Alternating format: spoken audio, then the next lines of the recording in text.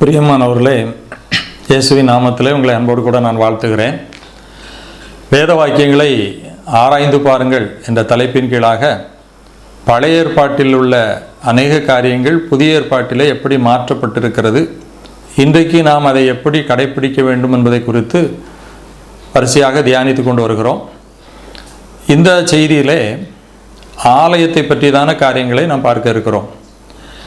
ஆலயம் பழைய ஏற்பாட்டிலே எப்படி தோன்றியது, அங்கே ஆலயம் எப்படி இருந்தது, அதனுடைய நோக்கம் என்ன என்பதையும், இன்றைக்கு ஆலயம் எது, எப்படி ஆலயமாய் இருக்க வேண்டும் என்பதை குறித்தும் பார்க்க இருக்கிறோம். மனிதர்கள் ஆதி நாட்களிலே இப்படிப்பட்ட ஆலயங்கள் எதையும் உருவாக்கவில்லை.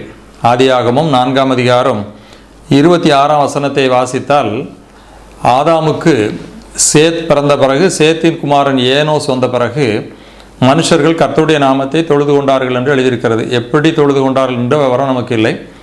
அதைத் தொடர்ந்து நோவா பேழையிலிருந்து வெளியே வந்த பிறகு பலியிடுகிறான், பலிப்பீடம் விட்டு. தொடர்ந்து ஆபிரகாம், ஈசாக்கு, யாக்கோபு போன்றவர்களெல்லாம் பலிபீடம் கட்டி தொழுது கொண்டார்கள் என்ற விவரம் தான் நமக்கு வேதத்தில் இருக்கிறது. அதன் பின்பு தேவன் இஸ்ரவேல் ஜனங்களை எகிப்திலிருந்து மீட்டு கானானுக்கு கொண்டு வரும்போது நியாயப்பிரமாண சட்டங்களை கொடுக்கிறார். மோசையை மலையிலே கூப்பிட்டு அவனோடு 10 கற்பனைகள் மற்றும் நியாயப்பிரமாண சட்டத்திட்டங்களை கொடுக்கும்போது தான் நான் வாசம் பண்ணுவதற்காக ஒரு கூடாரத்தை உண்டாக்கு என்று சொல்கிறார். யாத்திராகமத்தின் புத்தகம் 25ஆம் அதிகாரம் 8ஆம் வசனத்தை வாசிக்கும்போது அங்கே அவர் சொல்கிறார், நான் உனக்கு காண்பிக்கும் வாசஸ்தலத்தின் மாதிரியின்படியும் அதனுடைய எல்லா தட்டுமாட்டுகளின் மாதிரியின்படியும் அதை செய்வீர்களாக. 8ஆம் வசனம், அவர்கள் நடுவிலே நான் வாசம் பண்ண எனக்கு ஒரு பரிசுத்த ஸ்தலத்தை உண்டாக்குவாயாக. அதைத்தான் ஆண்டவர் சொல்கிறார், எனக்கு ஒரு பரிசுத்த ஸ்தலம், நான் நடுவில் வாசம் பண்ணணும்னு சொல்லி அதற்கு வாசஸ்தலம் என்று பெயரிடப்பட்டிருக்கிறது. அதை எப்படி செய்ய வேண்டும், எந்த அளவில் செய்ய வேண்டும், எதை கொண்டு செய்ய வேண்டும் என்ற கட்டளைகளை எல்லாம் ஆண்டவர் கொடுக்கிறார். பின்னாளிலே மோசே அந்த வாசஸ்தலத்துக்கு என்ன சொல்கிறான்? மோசே கூடாரத்தை பெயர்த்து, யாத்திரையாக 33:7, அதை பாளையத்துக்கு புறம்பே தூரத்திலே போட்டு அதற்கு ஆசரிப்பு கூடாரம் என்று பெயரிட்டான். அப்போ அது ஆசரிப்பு கூடாரமாக இருந்து வந்தது. இப்படி அவர்கள் போய் கானானையெல்லாம் சுதந்திரித்த பிறகு ராஜாக்கள் ஆளுகை செய்கிறார்கள். அப்பொழுது இஸ்ரவேல் தேசத்துக்கு தாவீது ராஜாவாக வருகிறார். தாவீது ராஜாவாக வந்த பிறகு அவர் ஆடுகளின் பின்னாலே இருந்தவரை ஆண்டவர் ராஜாவாக உயர்த்துகிறார். இப்பொழுது அவர் அரண்மனை கட்டி வாழும்போது இந்த தாவீதுக்குள்ளே தான் ஒரு எண்ணம் வருகிறது. 2 சாமுவேல் 7ஆம் அதிகாரம் பாருங்கள். ராஜா தீர்க்கதரிசியாக நாத்தானை நோக்கி, பாரும், கேதுரு மரங்களால் செய்யப்பட்ட வீட்டிலே நான் வாசம் பண்ணும்போது தேவனுடைய பெட்டி திரைகளின் நடுவிலே வாசமாக இருக்கிறதேன்னா. அப்போ தாவீதுக்கு தான் முதல்ல ஆண்டவருக்கு ஒரு ஆலயத்தை கட்ட வேண்டும் என்ற எண்ணம் வருகிறது. நீங்கள் தொடர்ந்து வாசிங்கன்னா ஆண்டவர் சொல்லுகிறார், நான் யார்கிட்டையாவது எனக்கு ஆலயத்தை கட்டுன்னு சொல்லலை, இருந்தாலும் தாவீதை விரும்புகிறான், ஆனால் தாவீது அதை கட்ட வேண்டாம், அவனுடைய குமாரனாகிய சாலமோன் கட்டுவான் என்று ஆண்டவர் சொல்கிறார். அதன்படி சாலமோன் தேவாலயத்தை கட்டி எழுப்புகிறான். இதுதான் முதல் தேவாலயம் வந்த வரலாறு. அப்போ தேவன் கட்ட சொல்லவில்லை, ஆனால் தேவன் அதை அங்கீகரித்தார். இப்பொழுது சாலமோன் அதை கட்டி முடித்து விட்டான். சாலமோன் அதை கட்டி முடித்ததுக்கு பிறகு அதை பிரதிஷ்டை செய்கிறான். பாருங்கள், 1 ராஜாக்கள் 8ஆம் அதிகாரத்தில் அந்த பிரதிஷ்டை செய்யும் போது அவன் சொல்லுகிற ஒரு வார்த்தை தான் முக்கியமானது. அவன் என்ன சொல்கிறான்? 8ஆம் அதிகாரம் 27ஆம் வசனம், தேவன் மெய்யாக பூமியில் வாசம் பண்ணுவாரோ, இதோ வானங்களும் வானாதி வானங்களும் உம்மை கொள்ளாதே, நான் கட்டின இந்த ஆலயம் எம்மாத்திரம். அதே தீர்க்கதரிசி இந்த ஆலயத்தை பற்றி சொல்லும்போது ஏசாயா தீர்க்கதரிசி 66ஆம் அதிகாரம் 1ஆம் வசனத்திலையும் அவர் அதை சொல்கிறார். நம்முடைய ஆண்டவர் எப்படிப்பட்டவர் என்று. கர்த்தர் சொல்கிறது என்னவென்றால், வானம் எனக்கு சிங்காசனம், பூமி எனக்கு பாதப்படி, நீங்கள் எனக்கு கட்டும் ஆலயம் எப்படிப்பட்டது, நான் தங்கியிருக்கும் ஸ்தலம் எப்படிப்பட்டது. அதாவது ஆண்டவரே, நீர் வானாதி வானங்களும் கொள்ளாத தேவன், ஒரு கட்டடத்துக்குள்ளே நாங்கள் அடக்கி வைக்க முடியாது, நீர் தங்குகிற இடமா இருக்க முடியாது என்பதை அவர்கள் பழைய ஏற்பாட்டிலே ஒத்துக்கொண்டு, ஆனால் ஒரு காரியத்தை சாலமோன் கேட்கிறார், இந்த ஆலயத்திலே உம்முடைய கண்கள், உம்முடைய செவிகள் எப்பவும் இருக்கணும், கண்கள் கவனித்திருக்கணும், செவிகள் திறந்திருக்கணும். நாங்கள் எங்களுடைய தேசத்தில் பஞ்சம் வரும்போது, மழை இல்லாமல் இருக்கும்போது, எதிரிகள் எங்களை துரத்தும் போது, அல்லது பாவம் செய்து தண்டனை வரும்போது இந்த ஆலயத்தில் நாங்கள் ஜெபம் பண்ணால் எங்கள் ஜெபத்தை கேட்டு எங்களுக்கு விடுதலை தரணும், வெற்றி தர வேண்டும் என்று ஒரு வேண்டுகோளை வைக்கிறார். அப்பொழுது ஆண்டவரும் அதை அங்கீகரிக்கிறார். அந்த 9ஆம் அதிகாரம் 3ஆம் வசனத்தை பாருங்கள். கடைசி பகுதியில் வாசிக்கிறேன். 1 ராஜாக்கள் 9:3. கர்த்தர் அவனை நோக்கி, நீ என் சமூகத்தில் செய்த உன் விண்ணப்பத்தை உன் வேண்டுதலையும் கேட்டேன். நீ கட்டின இந்த ஆலயத்தில் என் நாமம் என்னென்றைக்கு விளங்கத்தக்கதாக அதை பரிசுத்தமாக்கினேன். என் கண்களும் என் இருதயமும் எந்நாளும் அங்கே இருக்கும். ஆமாப்பா, நீங்கள் கேட்கிற விண்ணப்பத்தை தருவதற்கு என் கண்கள் அங்கே இருக்கும் என்று அவர் சொல்லுகிறார். இப்படிப்பட்ட ஒரு காரியம்தான் பழைய ஏற்பாட்டு ஆலயம். அதனால் தேவன் அந்த ஆலயத்திலே தங்கி இருக்கிற ஒரு இடமாக, வாசஸ்தலமாக பழைய ஏற்பாட்டிலே இந்த கட்டடமாகிய ஆலயம் காணப்பட்டது. அந்த அடிப்படையில் கூட ஒரு உதாரணம், யோசபாத் 2 நாளாகமம் 20ஆம் அதிகாரத்தை வாசித்து பாருங்கள். யோசபாத்துக்கு விரோதமாக 5 ராஜாக்கள் யுத்தத்துக்கு வரும்போது அவன் இதே போய் ஆலயத்தில் போய் இதே வார்த்தையை சொல்லி ஜெபிக்கிறான். ஆண்டவரே, எங்களுடைய பிதாக்கள் இந்த ஆலயத்தில் வந்து நாங்கள் கேட்கும்போது எங்களுக்கு விடுதலை தருவேன்னு சொன்னீர். இப்போ எங்களுக்கு விரோதமாக இந்த ராஜாக்கள் வராங்க, நீர் எங்களுக்கு விடுதலை தரணும்னு ஜெபிக்கும்போது கர்த்தர் அங்கே உதவி செய்கிறார். இப்படி தான் பழைய ஏற்பாட்டிலே தேவன் தங்குகிற வாசஸ்தலமாக இந்த கட்டிடமாகிய ஆலயம் காணப்பட்டது.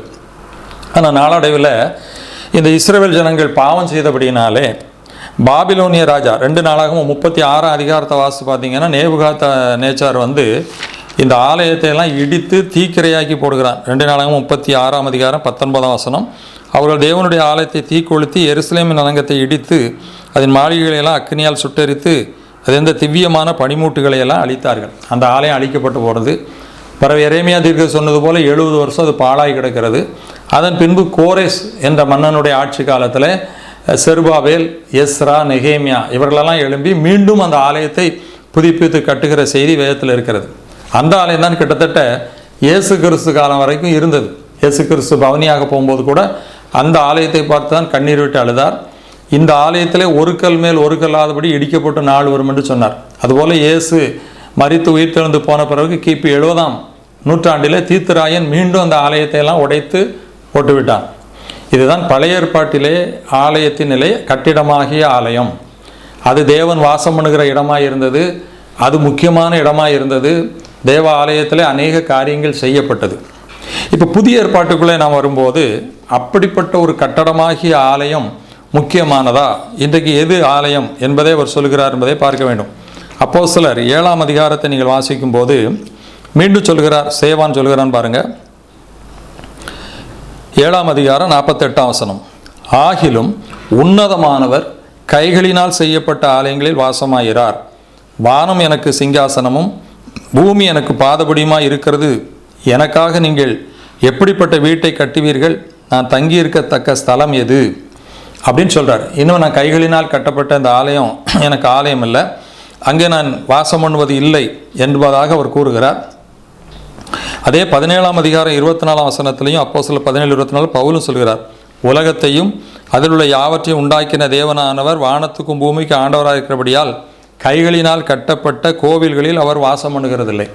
அப்போ பழைய ஏற்பாட்டு முறையின்படி இன்றைக்கு இந்த கட்டடமாகிய ஆலயத்திலே தேவன் வாசம் பண்ணுவதில்லை. அப்படியானால் இன்றைக்கு ஆலயம் எது? அதையும் பவுல் தெளிவாக எழுதுகிறார். 1 கொரிந்தியர் 3ஆம் அதிகாரம் 16ஆம் வசனத்தை நான் வாசிக்கும் போது, நீங்கள் தேவனுடைய ஆலயமாக இருக்கிறீர்கள் என்றும் தேவனுடைய ஆவி உங்களில் வாசமாக இருக்கிறார் என்றும் அறியாதிருக்கிறீர்களா? ஒருவன் தேவனுடைய ஆலயத்தை கெடுத்தால் அவனை தேவன் கெடுப்பார். தேவனுடைய ஆலயம் பரிசுத்தமாக இருக்கிறது, நீங்களே அந்த ஆலயம். அப்போ இன்றைக்கி ஆலயம் என்பது யார்? நம்முடைய சரீரம். நாம் தான் தேவனுடைய ஆலயம். 1 கொரிந்தியர் 6ஆம் அதிகாரம் 19ஆம் வசனத்திலையும் அதை அவர் சுட்டி காட்டுகிறார். உங்கள் சரீரமானது நீங்கள் தேவனாலே பெற்றும் உங்களில் தங்கியிருக்கிற பரிசுத்த ஆலயம் ஆவியினுடைய ஆலயமாக இருக்கிறதென்றும் நீங்கள் உங்களுடையவர்கள் அல்லவென்றும் அறியீர்களா? அப்போ நம்ம தான் இன்றைக்கி ஆலயம் என்பதை தெளிவாக வேதம் சொல்கிறது. 2 கொரிந்தியர் 6:16 மீண்டும் கூட பவுல் அதை சொல்கிறார். நீங்கள் ஜீவனுள்ள தேவனுடைய ஆலயமாக இருக்கிறீர்களே அப்படின்னு சொல்லி. அப்போ இன்றைக்கி ஆலயம் என்பது கட்டடமாகிய ஆலயம் அல்ல. இன்றைக்கு நம்முடைய சரீரம்தான் தேவன் தங்கியிருக்கிற ஆலயம் என்று கூறப்படுகிறது. அப்படியானால் ஒரு கேள்வி, அப்போ இன்றைக்கி இந்த கட்டடமாகிய ஆலயங்கள் எல்லாம் தேவை இல்லையா, அது அவசியம் இல்லையா என்றால், அது தேவை, அவசியம். ஆனால் பழைய ஏற்பாட்டு முறைமையின்படி, அந்த கோட்பாடுகளின்படி ஆலயமாக அதை கொள்ளக்கூடாது. அப்போ இன்றைக்கு அது எப்படி ஆலயமாக இருக்கிறது என்று சொன்னால், இந்த ஆலயமாக்கப்பட்ட மக்கள் எல்லாம் ஐக்கியப்படும்படி கூடி வருகிற ஒரு இடம்தான் அது. அப்போ அதை சரியாக சொல்லணும்னா அது சபை கூடி வருகிற ஒரு இடம். அதுதான் இன்னைக்கு ஆலயமாக கட்டடத்தில் கருதப்படுகிறது. ஆனால் அன்றைய முக்கியத்துவம் இன்றைக்கு அந்த கட்டடமாகிய ஆலயத்துக்கு இல்லை. அதைவிட நம்முடைய சரீரம்தான் முக்கியத்துவம் வாய்ந்தது என்பதை வேதம் சொல்கிறது. அப்போ அந்த ஆலயம் எதற்காகனா சபை கூடி வருகிறதற்காக. அப்போ நீங்கள் பார்த்தீங்கன்னா பழைய மாதிரியே அந்த கட்டடத்தை முக்கியப்படுத்துவதும் கட்டடத்தை உயர்வாக வைப்பதும் இன்றைக்கு அவசியமில்லை. கூடி வருகிற ஒரு இடம். சரி, அதை ஆலயம் என்று அழைப்பதில் ஒன்றும் பாவம் இல்லை. ஏன்னா ஒரு அடையாள சொல்லு தான் அது. இன்றைக்கி இந்துக்கள் கூடி வருகிற இடத்திற்கு கோயில், டெம்பிளுங்கிறாங்க. முஸ்லீம்கள் கூடி வருகிற இடத்துக்கு மசூதிங்காங்க. அதே போல் கிறிஸ்தவர்கள் கூடி வருகிற இடம் பொது ஒரு அடையாளப்படுத்துவதற்கு ஆலயம் என்று அழைக்கப்படுகிறது. இப்போ அப்போஸ்தலருடைய காலத்தை பார்த்தீங்கன்னா, அப்போஸ்தலர்கள் முதல் அந்த சபை தோன்றும் போது பாருங்கள், ஆலயம் என்று பிரத்யேகமாக ஒன்று அமைக்கவில்லை. அவர்கள் வீடுகளிலே கூட கூடி வந்ததாக வேதத்தில் பார்க்குறோம். அப்போஸ்தலர் 12:2 பேதுரு சிறைச்சாலையில் இருக்கும்போது அந்த சபையார் வீடுகளிலே இருந்து தான் செபித்ததாக இருக்கிறது. ரோமர் 16:5 நீங்கள் வாசிக்கும் போது அங்கே அந்த ஆஸ்கில்லா பிரிக்லால் வீட்டிலே ஒரு சபை கூடினதாக இருக்கிறது பாருங்கள். 16ஆம் அதிகாரம் ரோமர் 16:5 அவருடைய வீட்டிலே கூடி வருகிற சபையையும் வாழ்த்துங்கள். அப்போ வீட்டிலே கூடி வந்தாங்க. அது மாத்திரமல்ல, சில பொது இடங்களில் கூட அன்றைக்கி கூடி வந்தாங்க. அந்த கூடி வருகிற இடம்தான், அதாவது என்ன சொல்லலாம், சபை கூடி வருகிற இடம். அதைத்தான் ஆலயம்னு சொல்லலாம். அது எந்த இடமா கூட இருக்கலாம். இன்னும் நீங்கள் பார்த்தீங்கன்னா அப்போஸ்தலர் 19:9 பேதுரு பவுல் அப்போஸ்தலன் ஆலயத்தில் உபதேசிக்கிறான். ஆனால் அங்கே ஒரு பிரச்சனை வருகிறது. உடனே அவன் விசுவாசிகளை கூட்டிக் கொண்டு ஒரு வித்தியாசாலையில் போய் உறவாடினான் என்று இருக்கிறது. அப்போஸ்தலர் 19ஆம் அதிகாரம் 9ஆம் வசனத்தில், பின்பு பவுல் ஜெபாலயத்தில் பிரவேசித்து தைரியமாய் பிரசங்கித்து 3 மாதம் அளவும் தேவனுடைய ராஜ்யத்துக்கு அடுத்தவர்களை சம்பாஷணை பண்ணி புத்தி சொல்லி கொண்டு வந்தான். சிலர் கடினப்பட்டு அவிசுவாசிகளாகி கூட்டத்துக்கு முன்பாக இந்த மார்க்கத்தை நிந்தித்த போது அவன் அவர்களை விட்டு விலகி சீசர்களை அவரிடத்திலிருந்து பிரித்து கொண்டு திறனு என்னும் ஒருவனுடைய வித்தியாசாலையிலே அனுதினமும் சம்பாஷித்து கொண்டு வந்தான். அப்போ அப்படி ஒரு பொது இடத்துல கூட அன்றைக்கி கூடியிருக்காங்க. இன்னும் அப்போஸ்தலர் 16ஆம் அதிகாரம் 13-14 வாசித்தால், அவர்கள் ஓய்வு நாளிலே நாங்கள் பட்டணத்துக்கு வெளியே போய் ஆற்றின் அருகே வழக்கமாய் ஜெபம் பண்ணுகிற இடத்துல உட்கார்ந்து அங்கே கூடி வந்த ஸ்திரீகளுக்கு உபதேசித்தான். அப்போ ஒரு ஆற்றின் அருகே, ஆற்றங்கரையில் கூட கூடியிருக்காங்க. அப்போ இன்றைக்கி பழைய ஏற்பாட்டை போல் ஒரு பெரிய கட்டடத்தை கட்டி வச்சு இதுதான் ஆலயம் அப்படிங்கிற ஒரு அடிப்படையில் இல்லை. எந்த இடம் சபை கூடி வருவதற்கு ஏற்றதாக இருக்கிறதோ, அவர்களுக்கு வசதியாக இருக்கிறதோ, அது எல்லாம் இன்றைக்கி சபை கூடி வருகிற இடம்தான். ஆனால் இன்றைக்கும் கூட அநேகர் ஒரு வாடகை கட்டடத்தில் கூடுறாங்க, வீட்டில் கூடுறாங்க, ஒரு பொது இடத்துல வர்றாங்க. ஆகவே இன்றைக்கு பழைய ஏற்பாட்டை போல கட்டடமாகி ஒரு ஆலயத்தை உருவாக்கி வைக்க வேண்டும் கட்டாயமாக. அங்கே தான் ஆண்டவர் இருக்கிறார் என்ற ஒரு நிலை இல்லை. எங்கே கூடி வந்தாலும் 2 பேர் எங்கே கூடுறாங்களோ அங்கே இருப்பேன்னு சொல்லிட்டார். ஆனால் முக்கியம், கூடி வருகிற மக்கள் தேவனுடைய ஆலயமாய் மாற்றப்பட்டிருக்க வேண்டும், பரிசுத்தமாக இருக்க வேண்டும். அதுதான் முக்கியமான காரியம். ஆனால் என்ன, இப்படி ஒரு பிரத்யேகமாக ஆலயம் இருந்தால் என்ன வசதினா, இப்போ வீட்டில் கூடினா அந்த கூட நேரம் முடிஞ்ச பிறகு அவங்க என்ன பண்ணிடுவாங்க, கலைஞ்சு போயிடுவாங்க. பிறகு அந்த இடம் வேறு உபயோகத்துக்காக பயன்படுத்தப்படலாம். அதே போல் பொது இடம் வேறு உபயோகத்துக்கு பயன்படும். ஆனால் ஒரு பிரத்யேகமாக சபை கூடி வருவதற்கென்று ஒரு இடத்தை நியமிச்சிட்டோம்னா அது ஆண்டவருடைய அந்த கூடுகைக்கு மட்டுமே பயன்படுகிறதுனால அது ஒரு பிரித்தெடுக்கப்பட்டமாக இருக்கும். ரெண்டாவது, கூடி வருகிற நேரம் இல்லாத மற்றொரு நேரத்தில் ஒருவர் ஜெபிக்க வேண்டும் என்று விரும்பினால் அந்த இடத்துல போய் தனியாக ஜெபிக்கலாம். இன்றைக்கும் கூட அநேக ஆலயங்கள் திறந்து வைத்து விருப்பப்படுவர்கள் ஜெபிக்கிறார்கள். 2 பேர் போய் ஜெபிக்கலாம், அங்கே உட்காந்து வேதத்தை வாசிக்கலாம். அதற்கு அது ஒரு வசதியாக இருக்கும், பிரத்யேகமான ஒரு ஆலயம் என்று இருந்தார். ஆனால் ஒன்றை நீங்கள் புரிந்து கொள்ள வேண்டும், இந்த ஆலயமாகிய கட்டட ஆலயத்தை பழைய ஏற்பாட்டை போல அங்கே ஆண்டவர் இருக்கிறார், அதை நம்ம உயர்த்தி காட்டும்போது சில மூட நம்பிக்கைகள் அங்கே உருவாக வாய்ப்பு வந்து விடுகிறது. இன்றைக்கி கூட இந்த சரீரமாகிய ஆலயத்தை விட அதை முக்கியப்படுத்துகிற நிலை தான் இருக்கிறது. நான் ஒரு 35 ஆண்டுகளுக்கு முன்பதாக ஒரு கிராமத்தில் உள்ள ஒரு ஆலயத்தில் ஞாயிறு பிரசங்கிக்க சென்றிருந்தேன். பிரசங்கம் முடிந்த உடனே அந்த ஆலயத்தில் ஒரு பாட்டு போடுவாங்க, கிறிஸ்தவ பாட்டு. அதே போல் அங்கே அதை பாட்டு ஒன்று போடப்பட்டது. திடீரென்று வெளியே ஒரு சத்தம் கேட்டது. ஒருவர் வந்து ஆலயத்துக்கு முன்னாலே நின்று கொண்டு ஒரு கத்தி கொண்டு இருக்கிறார். எப்படிடா கிறிஸ்தவ ஆலயத்தில் நீ சினிமா பாட்டை போடுறது அப்படின்னு. அப்போ தான் நடந்த சம்பவத்தை அங்கே பார்த்தபோது அவர் போட்ட பாடல் அப்பொழுது புதிதாக வந்த பாடல்.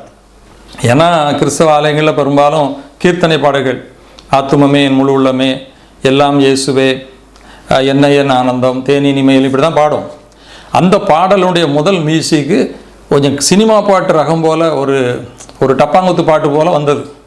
இன்றைக்கு அதைவிட மோசமாக சினிமா பாட்டா கிறிஸ்தவ பாட்டா என்று சொல்ல முடியாத அளவுக்கு குத்துப்பாட்டு வந்துட்டு. ஆனால் அந்த 35 வருஷத்துக்கு முந்தி ஆலயங்களிலே இசைத்தட்டு மாறி இந்த டேப் ரெக்கார்டு ஓடின காலம், சிடி கூட வரல, அதில் அந்த பாட்டு பதிவாக இருந்தது. அது என்ன பாட்டுன்னா, நாங்கள் வலைவீசி மீன் பிடிப்போம்னு அந்த பாட்டு மியூசிக் முதல்ல சினிமா பாட்டு மாதிரி இருக்கும். இதை கேட்ட உடனே தான் அவர் எழும்பி எப்படி ஆலயத்தில் சினிமா பாட்டை போடுகிறீர்கள் என்று மிகவும் வைராக்கியமாக வந்தார். நான் கூட யோசித்தேன், பரவாயில்லையே இவ்வளோ வைராக்கியமாக இருக்கிறாருன்னு. வெளியே பார்த்தா அந்த ஆள் நன்றாக குடிபோதையிலே நின்று கொண்டு இருக்கிறார். அப்போ அவர் சொன்ன விஷயந்தான் வேதனையாகவும் ஒருவேளை அது வேடிக்கையாக கூட இருந்தது. அவர் என்ன சொன்னார், நானே குடிச்சிட்டு கோயிலுக்கு வரக்கூடாதுன்னு சொல்லி தான் நான் வீட்டில் படுத்துருக்கிறேன். குடித்தா கோயிலுக்கு வரக்கூடாது, ஆனால் நீ கோயிலில் போய் சினிமா பாட்டை போடுதிய, உனக்கு எவ்வளோ தைரியம் இருக்குதுன்னு தான் நான் கேட்க வந்தேங்கார். அப்போ அவருடைய மனநிலையை பாருங்கள். அந்த கட்டடம் தான் ஆலயம், அங்கே தான் ஆண்டவர் இருக்கிறார், அது பரிசுத்தமாக இருக்கணும். ஆனால் நான் குடிச்சிட்டு இருக்கிறத பற்றி தப்பு இல்லை. அப்படியானால் இந்த எண்ணங்கள் எப்படி வந்திருக்கிறது? இன்னும் கட்டடமாகிய ஆலயத்தை தான் ஆலயமாக பார்க்கிறார்கள் வெளியே, வேதம் நீதான் ஆலயம், உன்னில் தான் நான் தங்கியிருக்க விரும்புகிறேன் என்ற ஆண்டவர் சொன்ன வார்த்தையை சிந்திக்கிற நிலை இல்லை. அதுக்காக தான் நான் இதை பதிவிடுகிறேன். ஏனென்றால் இன்றைக்கும் பழைய ஏற்பாட்டு முறைமையை பின்பற்றி கட்டடமாகிய ஆலயத்தை முக்கியப்படுத்துகிற போதகர்கள் அல்லது ஊழியர்கள் பெருகிட்டாங்க. அதனால தான் இன்றைக்கி வருஷத்துக்கு ஒரு தடவை பிரதிஷ்டை பண்டிகைன்னு வச்சு அந்த கட்டடமாகிய ஆலயத்துக்கு மற்ற மதத்தினரை போல் சீரியல் அந்த இதெல்லாம் போட்டு பல லட்சங்களை செலவழிக்கிறாங்க. அந்த ஆலயத்தை ஃபோக்கஸ் பண்ணி முக்கியப்படுத்தி காட்டுறாங்க. இந்த ஆலயத்துக்கு வந்தால் உனக்கு ஆசீர்வாதம். இன்னும் கூட ஒரு சபையில் ஒரு காரியத்தை கேள்விப்பட்டேன். அந்த பெண்களெல்லாம் ஞாயிற்றுக்கு முந்தின நாள் அந்த ஆலயத்தை கழுவி விடுவது வழக்கம். கழுவி விட்ட பிறகு கடைசியாக இருக்கிற தண்ணீரை எடுத்து அவர்கள் குடிப்பாரலாம். என்னென்னு காரணம் கேட்டால், அந்த ஆலய தண்ணீரை குடித்தா ஆசீர்வாதம். இன்றைக்கி அநேகர் ஆலயத்தில் உள்ள தூசி எடுத்துக்கொண்டு வயிற்று வலிக்கு தடவுனா சுகமாகுது. இப்படி ஒரு மூட நம்பிக்கையை கட்டடமாகிய ஆலயத்தில் உருவாக்கி விட்டார்கள்.